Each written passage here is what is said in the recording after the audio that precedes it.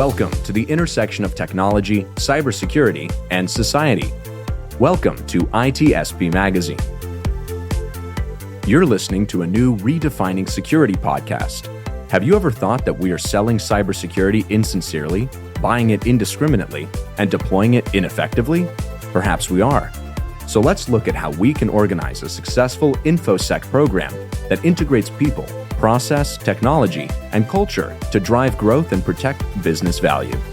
Knowledge is power, now more than ever.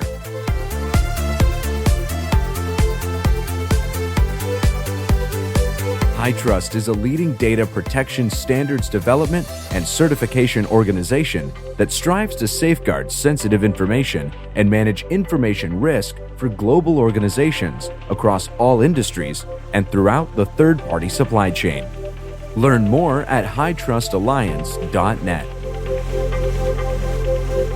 Imperva is the cybersecurity leader whose mission is to protect data and all paths to it with a suite of integrated application and data security solutions. Learn more at imperva.com.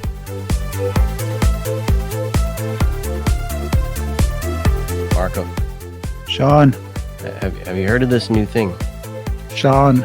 Marco. Sean. I heard about this Sean thing. I don't know what it is. Right? No, that's what we're talking about. There's this new thing, the new Sean. I don't know. The new Sean. I don't know. I'm talking about this new fandangled thing, Marco, called the internet. I heard of it. Yeah, it's gonna rock the world. You know what I heard? Change how we do things. I heard that it's on the internet. You on the internet? You on the internet? You heard it on the internet? I don't know how you made that possible, but here we are. We're talking about this new thing called the internet while on the internet. Yeah. No, I think we're properly confusing everybody. Yeah, that's what we do. But I'm not being completely wrong here. There is a new internet. Doesn't mean there isn't one yet, right? So maybe we had the assumption that there wasn't one yet when I said that. But there is a new internet, and that's what we're going to be talking about today. And well, why do we need a new internet? And what does it solve? What problems are we experiencing in society, in business, and life that the existing one may not hold up to? And of course, I have no idea, Marco. Maybe do you? No. We use the internet to connect with someone that knows about it. That's right. And so that's the proof of concept to see if actually internet, after so many years, still working somehow. We have Nicola Rustignoli. I'm pretty sure I pronounced that correctly because he's like me. He's Italian, but he's living abroad. He's in Switzerland right now. Hey, Nicola, how are you? Hey, Marco, I'm great. Thanks a lot for having me here. Yeah, it's our pleasure. So, Sean, should we start from who is he and why he's going to tell us about the new internet? What do you think? I think we should start with who the new Nicola is first. Yeah. new to our audience, Nicola. It's a pleasure to meet you. I'm grateful that we had a chance to connect, and I'm very excited to have this conversation. So a little bit about you and your role as part of this research and everything else going on with the new internet. So thanks a lot for having me here, Sean. So I'm an engineer at ETH Zürich in Switzerland. We are a research university, and actually we have been working for quite a while on this next generation internet called SCION. And my role is to really bridge the gap between our great research and industry, and that's why I'm helping organizations that are actually adopting this new internet. So that's really about taking the research and making sure that society can actually benefit from that. I love it. And so maybe to set the stage, I know we kind of want to get to the current state and why we need something new. So I'm wondering, the research you and the rest of the team are doing, I'm wondering how that works. Are you looking for problems, or are the problems obvious and you're looking for solutions, or is it both? And are you presented with problems you have to find solutions for? How does that all work from the team there? Yeah, that's a great question. So when you look at today's internet, well, in some way there are actually lots of problems that, especially from a researcher's point of view, are actually quite evident. And specifically, we work with interdomain routing. So that's really about getting the data reliably from A to B across the globe. And what we have seen over time is that, well, when we actually started 10 years ago, those problems were more familiar, more known within academia. And in the last few years, as the internet has become so fundamental in our lives, we are actually witnessing how those problems are actually really noticed by society. And that is because the internet today simply cannot keep up with all the growth and with all the new applications that are coming out. So, it's something that has been evolving over time, coming back to your question. So is it really a matter of scale, and all of the, I'll call them flaws or blemishes, are exposed with the scale? And is it that we've been able to kind of work around and put makeup over the blemish for a long time and not really pay attention to it, or what's going on? I think the problem is twofold. So scale for sure is a problem. And for example, when it comes to internet routing, the growth in routing table size, for example, has always been a scaling challenge. And the number of devices that connect to this internet just keeps growing, and there is no end in sight. And so that's one way where current approaches are sometimes showing their limitations. But on the other hand, this is not only about scale, but more about reliability. So 10 years ago, if your internet went down for 5 minutes, it would be, okay, fine, I'm going to try later. But today, when we actually control lots of things that are very essential to our daily life over the internet, then those little outages or those attacks that can cause your network to be down, they're not acceptable anymore because we just depend so much on it. I'm thinking about, let's say, controlling the power grid or controlling things that are so fundamental about our lives. And when you think about IoT, well, that's great. We are connecting all things over the internet. But what if we actually really need those things?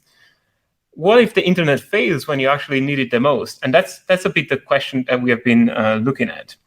So it's really beyond scale, even though scale is, of course, very important as well.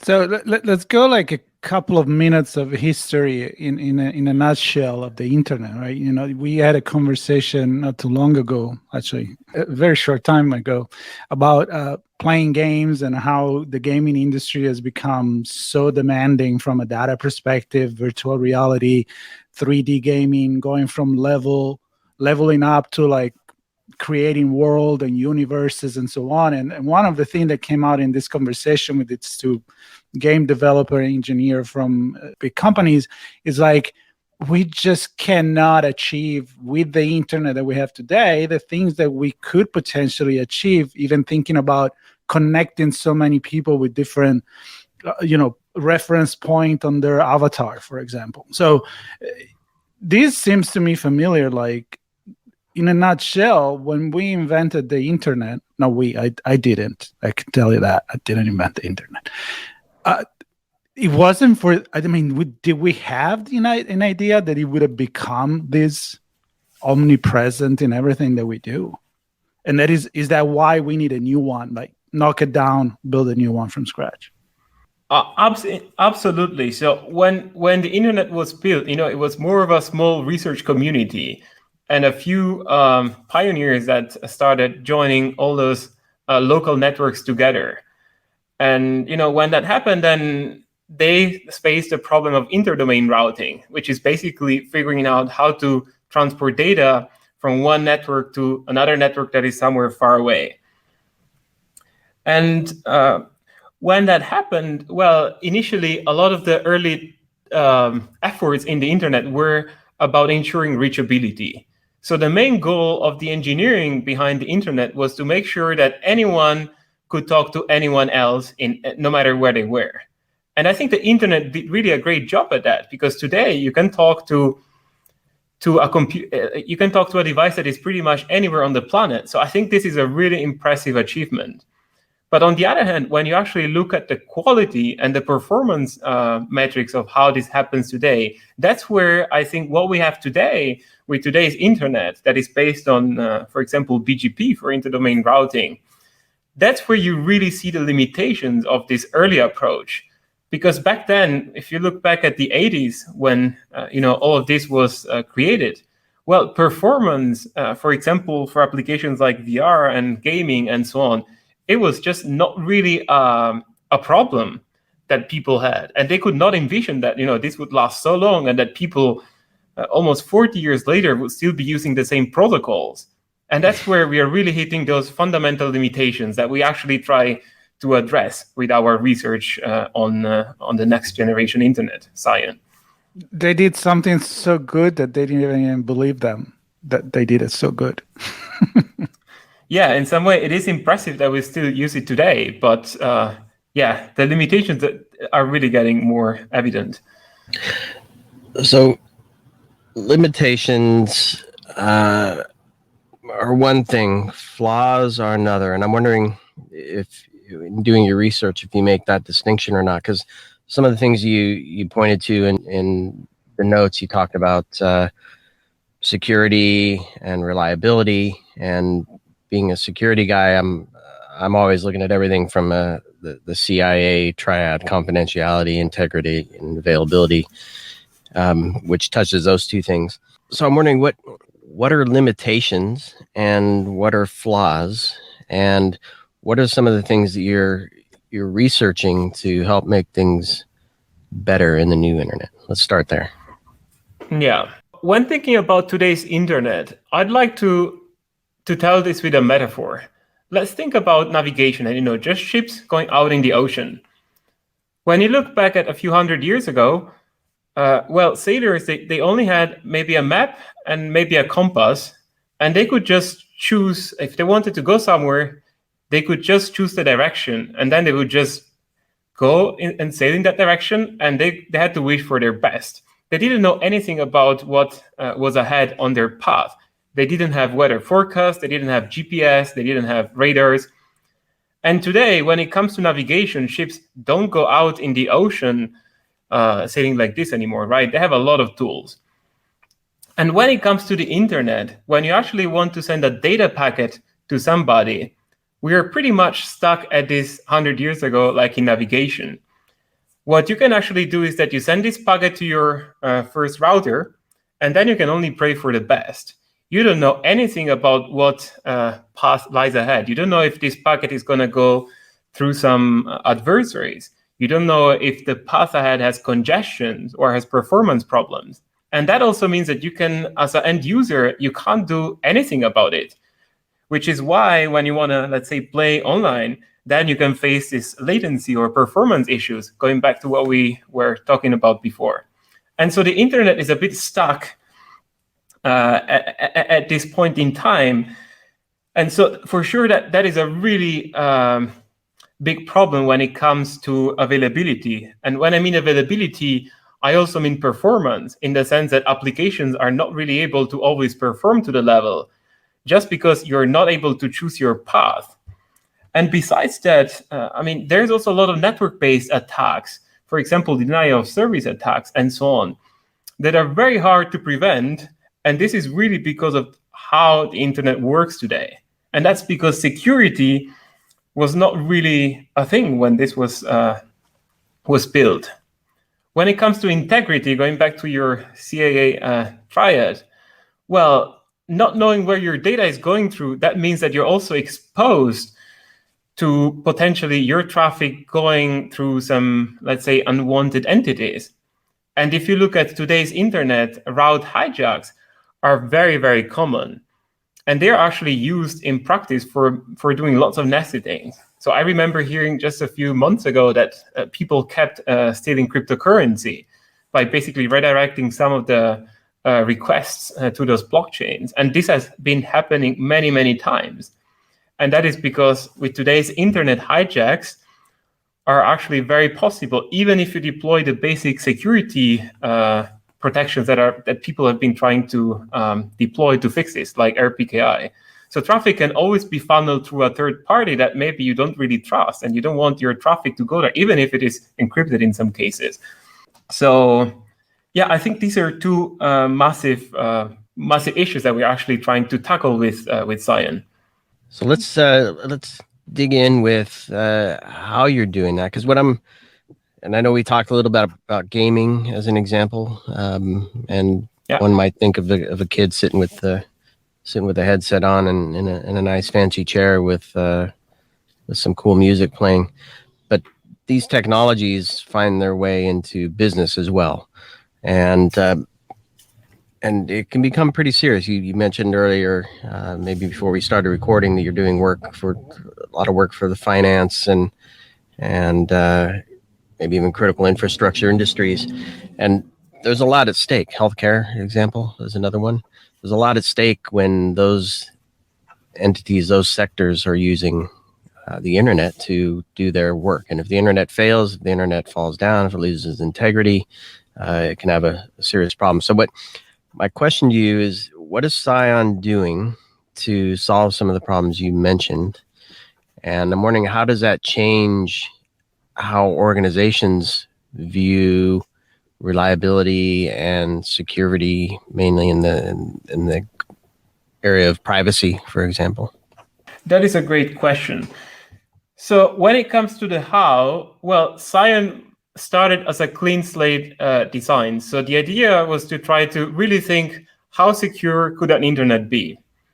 And this is why pretty much every operation that is performed on packets is always backed by very strong cryptography. There is always authentication and so on. So most of the attacks that happen on today's internet are actually impossible by design. One really interesting feature about SCION is that it is natively multipath. So that means that as a user, you can actually choose the path where your data travels. And actually, this is really interesting because that actually opens up a whole new range of possibilities. First of all, I'm thinking about reliability. So if you have more than one path, that means that if something breaks in the network, even if very far away from your end host, you can actually instantly fail over to a different path. And that's what gives SCION that extra reliability that in today's internet you don't have. And that is because today's internet can take even many minutes to actually react to a failure in the network. So this is a very interesting feature, for example, for business organizations, enterprises that are actually now starting to adopt SCION. Another really interesting one is that those SCION paths are actually fully authenticated. I think I mentioned that earlier. And that also opens up a lot of new possibilities that are not really available in today's internet. So for example, as a user, you can actually choose which piece of infrastructure is gonna route your packets. And if you're working in a highly regulated industry, let's say finance or military or government, that means that you can actually restrict your traffic to stay within a certain trusted boundary. And that really allows you to do actual geofencing on your traffic. And that, of course, that also makes you immune from all those routing and hijacking attacks that I mentioned earlier. So this has been resonating quite well, especially with the finance industry in Switzerland. And actually, they started adopting SCION exactly because of their compliance requirements that really pushed them to actually adopt a technology that could actually give them much better guarantees than what they actually could achieve with their legacy solutions. So let me ask you something before Sean asks more technical question, because I'm like thinking as a user, thinking as a business or an organization. I'm like, all right, you're gonna give me a new internet. What does it mean for me? How do you migrate from this highway, let's call it, to drive on another one? I mean, do you need? You need a new car, Marco. Well, I'm thinking I need a new everything, and that would be very scary from a business perspective. So I'm thinking adoption-wise, how easy is it? And absolutely, I guess that's the question. How is it? Yeah, that is a great question. So of course, we know that this approach of rebuilding things from scratch can be very high impact, and this is why when engineering this, we actually thought of many transition mechanisms that can actually help enterprises to migrate easily. So one of the first thing that comes to my mind is that, of course, we have a way to convert between the legacy IP world and the SCION world. So there is a gateway that can actually encapsulate and decapsulate traffic. And so when you think about an enterprise deployment, what you actually need is a small appliance at the enterprises that want to talk over SCION. And then traffic between those enterprises can be routed with all those additional benefits in terms of, let's say, compliance, reliability, and so on. So that in the end needs this additional device or piece of software somewhere in the middle of the network. And of course, you need some ISPs to provide SCION connectivity. And this sounds like crazy, but actually here in Switzerland and Europe, where this is really gaining lots of momentum, actually in Switzerland, we have all the biggest ISPs now. They really provide SCION connectivity, let's say, as a premium option for their customers, for the enterprise customers, which actually we find really impressive as this, it was researched just a while ago. I like how you say it's a premium.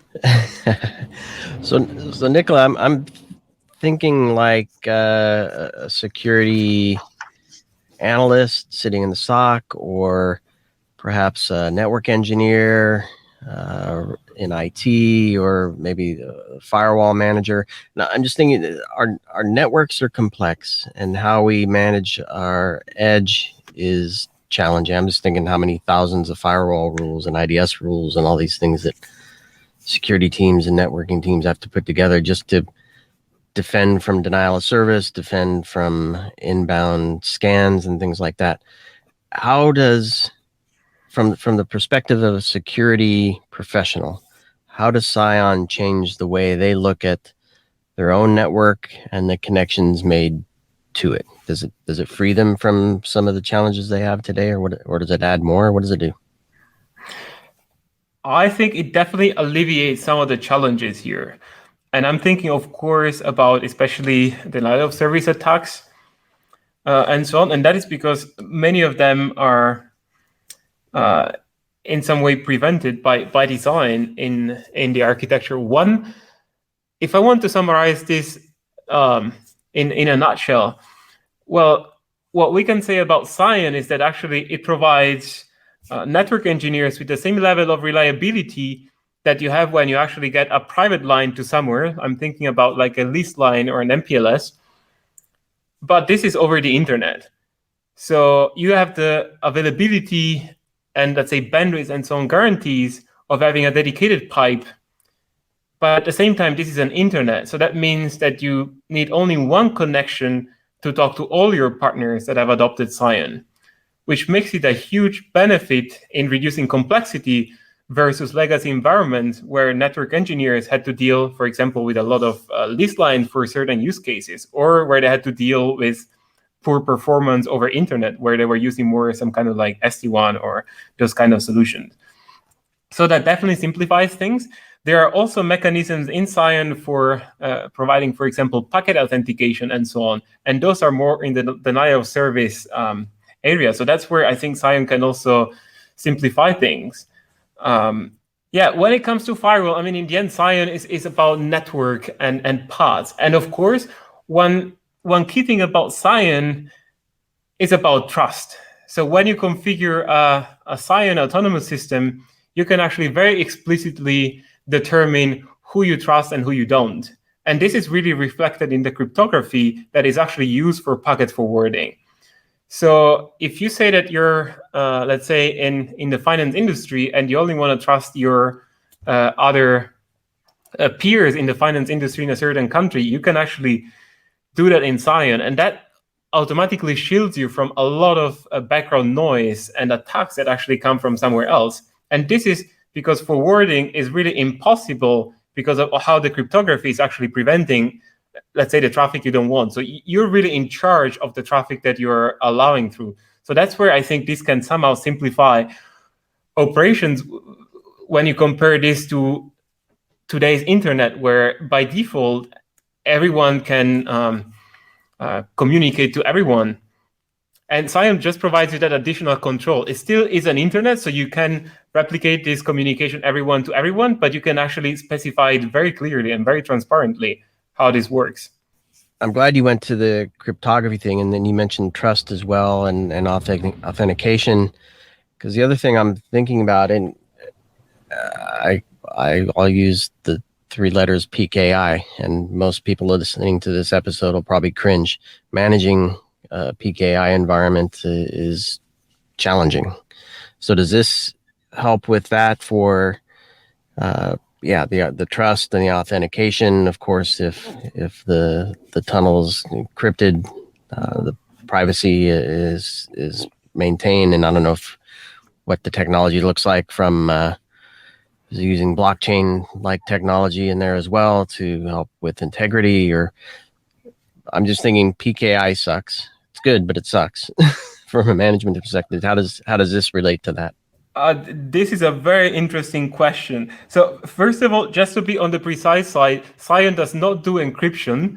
So we leave this to the end user, but eventually we are able to provide cryptographic material and symmetric keys so that encryption can be very easily added. But this is not part of the core features of SCION that are more towards path awareness, routing security, and so on. When it comes to PKI, I fully agree with you that when it comes to today's PKIs, there are so many vulnerabilities, or well, not vulnerabilities, but let's say issues with the model and the trust model around it. And this is why SCION actually has its own PKI that is used as a basic layer for all the routing and forwarding operations. But there is a lot of extensibility, so the SCION PKI can actually be also used for additional applications. And we have some of them about packet filtering. I mentioned that we can easily provide symmetric keys between any SCION hosts. We can do this very quickly with a very low overhead, and so on. And without going into the implementation details, I think the most important thing that differentiates SCION from today's PKIs is about the trust model. So SCION is really built by design to be a multi-stakeholder architecture.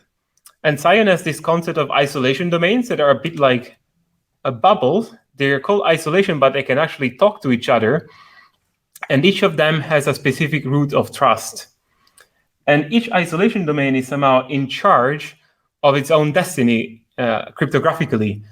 And trust can be scoped to those domains so that you're actually able to choose who you want to trust. Maybe you're the finance industry, so then you want to trust, let's say you're Swiss and maybe American, and so on, finance industry. And that gives a lot of flexibility to decide how trust works.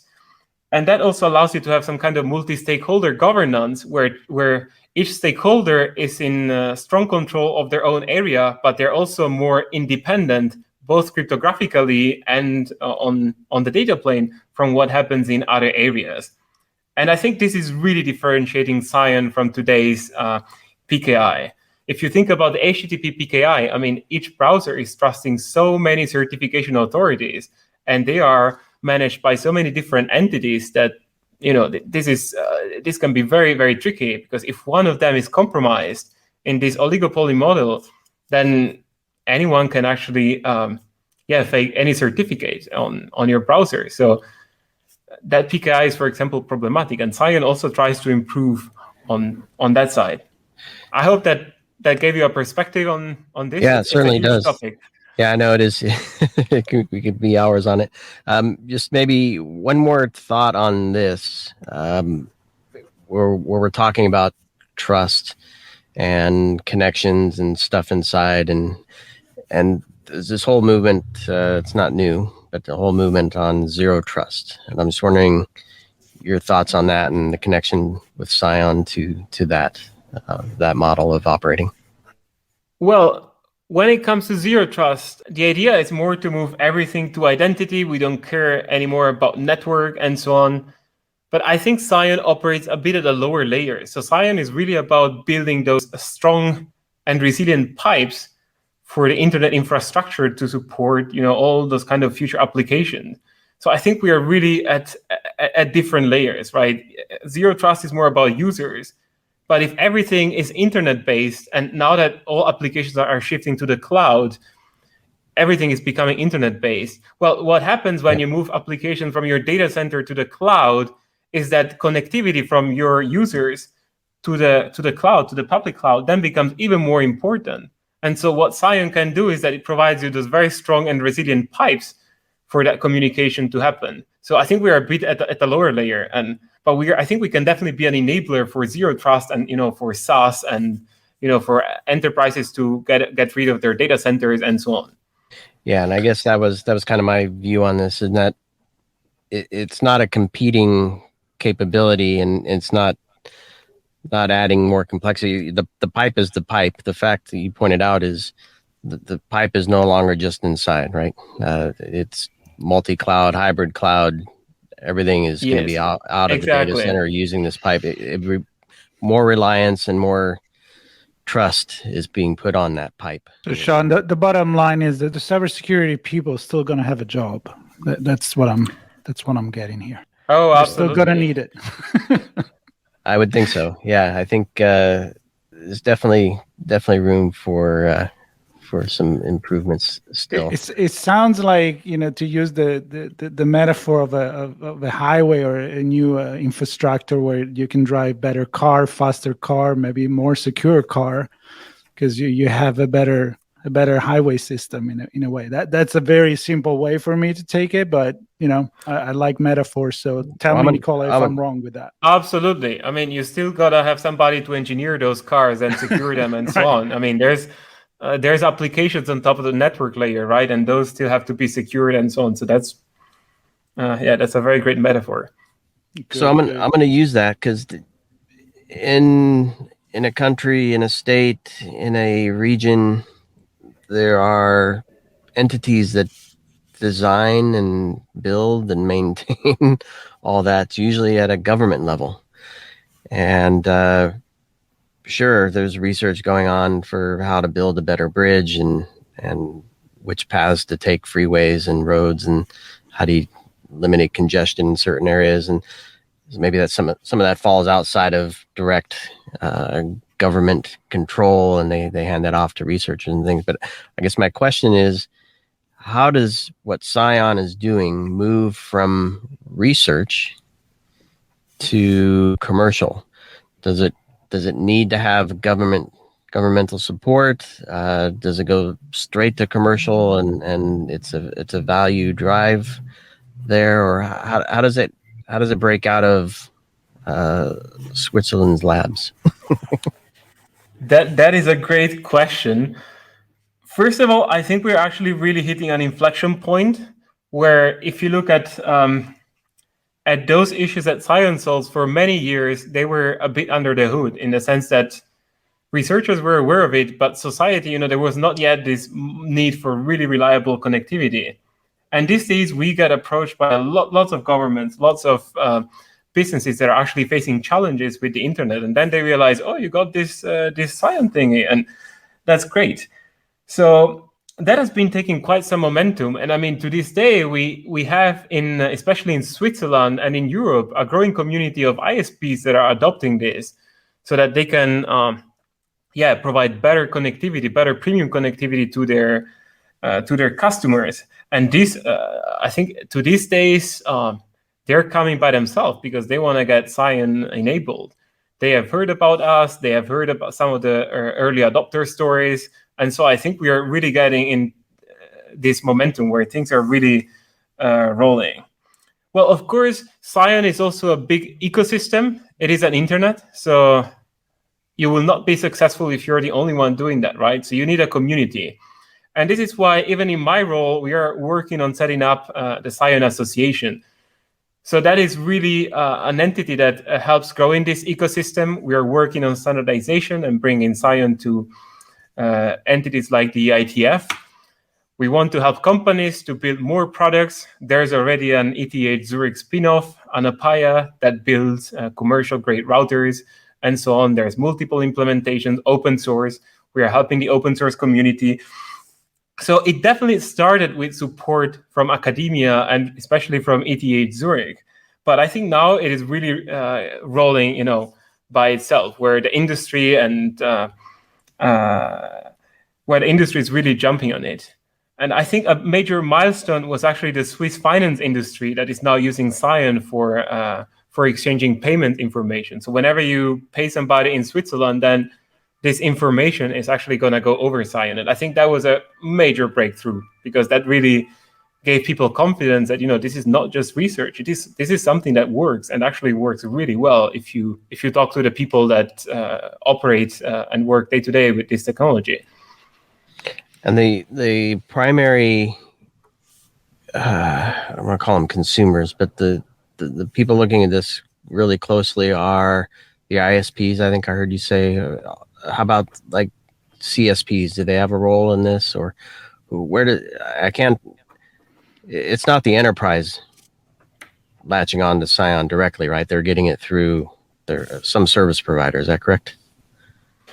So normally ISPs, they provide this extra connectivity as a premium option, and they normally manage that, but that's quite open. I mean, we even have an open source where if you want, you can download all the code and run it yourself and do everything, or there's more managed solutions where you just get the connectivity layer and it's fully managed. So I think that really depends.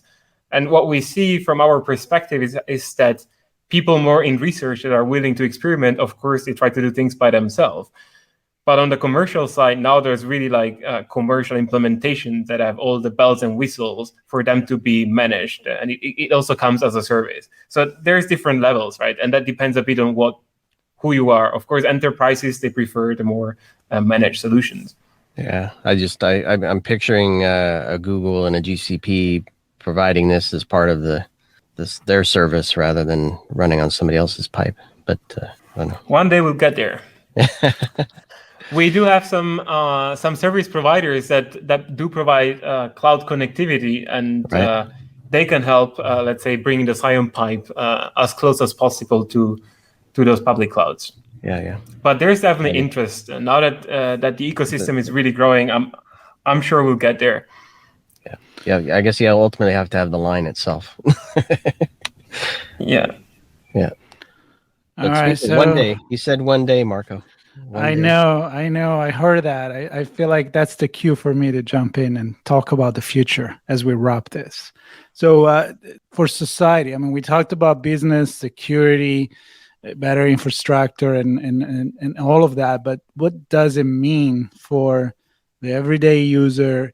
And I'm going to connect and throw the ball to you, Nicola, with the note that you had on what you shared with us about the Declaration for the Future of the Internet, and I have a copy here. And I gotta be honest, I'm gonna probably read this later in details, but I want to know how you mentioned that SCION is aligned to this vision for the Declaration, and of course the future. That's why we do all of this, right? We do it because there was a promise of the Internet.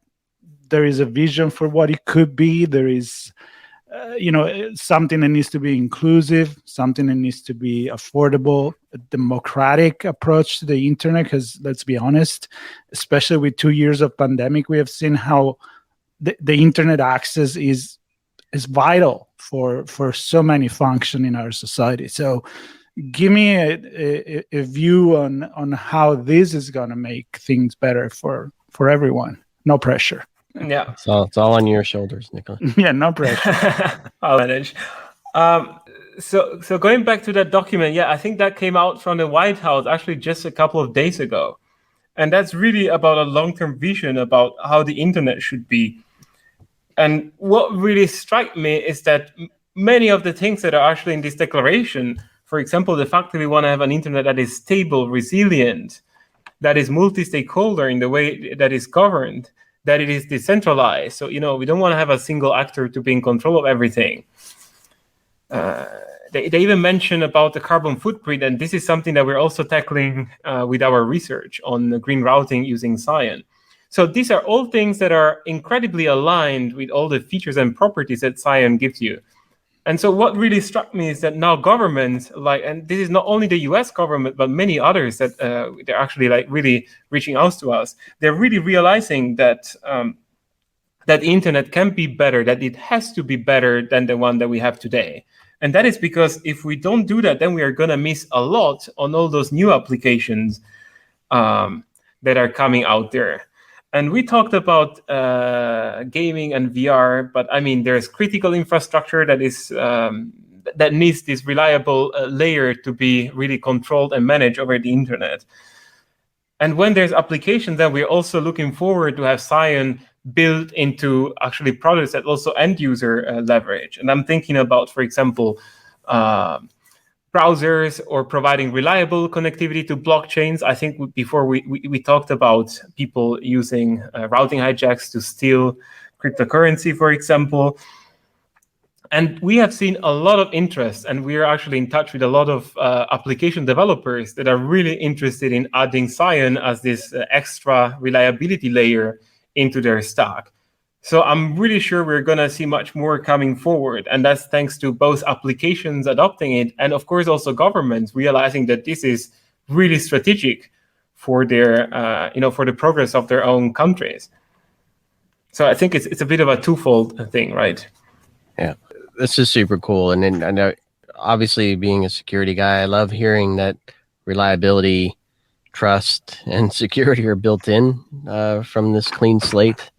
And it sounds like you're also thinking of the future in terms of scale in support of XR and VR and AR, VR, XR, whatever, SR. I heard another one the other day.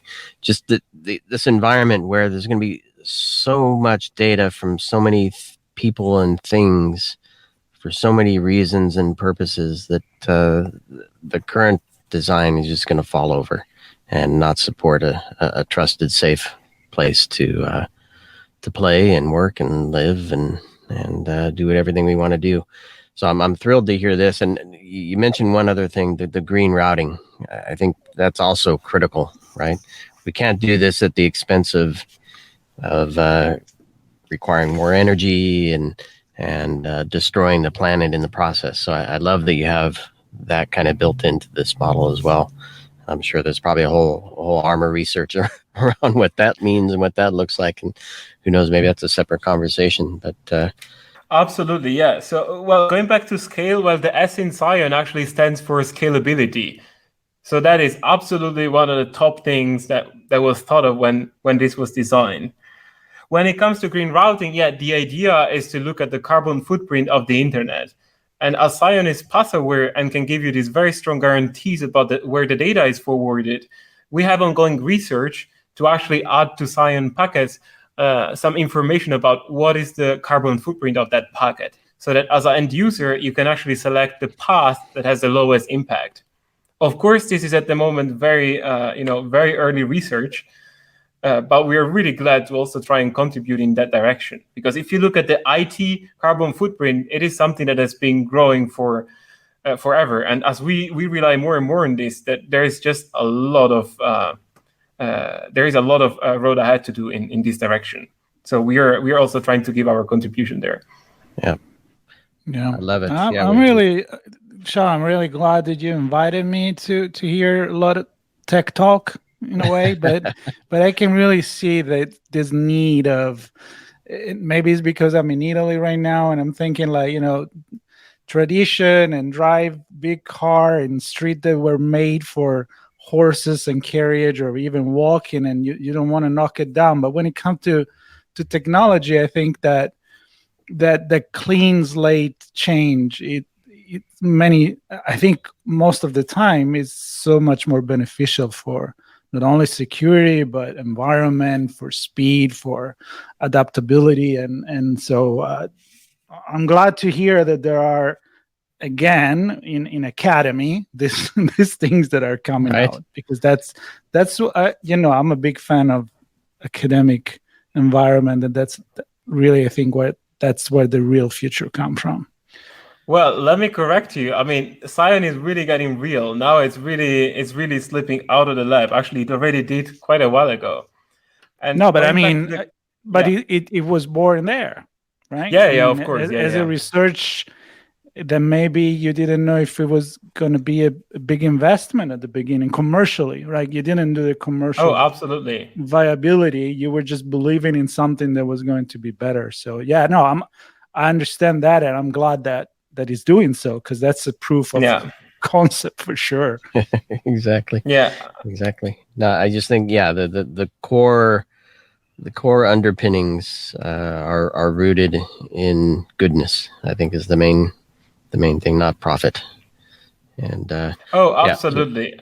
And I think to this, I also have to thank our professor Adrian Perry, who has been investing in this for a long time and really believing in in this vision. And I'm actually really impressed that those issues. He started working on this way earlier than me, and that's impressive that researchers could see some of those issues many years ago, and now you really see society catching up and realizing, oh, actually, this is really important. We need a solution for this. And we're like, yeah, of course, we knew about that. We've been talking about this for quite a while. Yeah. I love it. Very, very cool. And Sean, we already had few conversation with ETH, so it's getting better and better. We're building a nice collection of friends there. I'm very appreciative of your coming. Bringing this to our attention and sharing your insights on behalf of your team and the whole group there. And I think for those listening, I suspect many have as many questions as we answered after listening to this. And thankfully, Nicola has already provided a number of links, which we'll include, and perhaps others, if he thinks of more that are relevant now that we've had this conversation. We'll include all of those in the show notes, so folks can connect to the university, connect to this program, connect to the science community, the education community. There's lots of, you mentioned the association. There's lots of ways to explore, learn, perhaps even get involved. And I would encourage everybody to at least look and explore what's going on here. So thanks everybody for joining this Redefining Cybersecurity here on ITSP Magazine. Glad you made it, Marco. Nicola, thanks again. See y'all. Thanks a lot for having me. Yeah, it was a really great conversation. Thank you. I appreciate it. Thank you. Imperva is the cybersecurity leader whose mission is to protect data and all paths to it with a suite of integrated application and data security solutions. Learn more at imperva.com.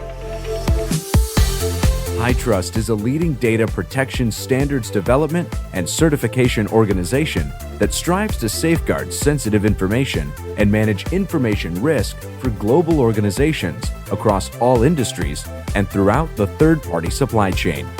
Learn more at hightrustalliance.net. We hope you enjoyed this episode of Redefining Security podcast. If you learned something new and this podcast made you think, then share itspmagazine.com with your friends, family, and colleagues. If you represent a company and wish to associate your brand with our conversations, sponsor one or more of our podcast channels. We hope you will come back for more stories and follow us on our journey. You can always find us at the intersection of technology, cybersecurity, and society.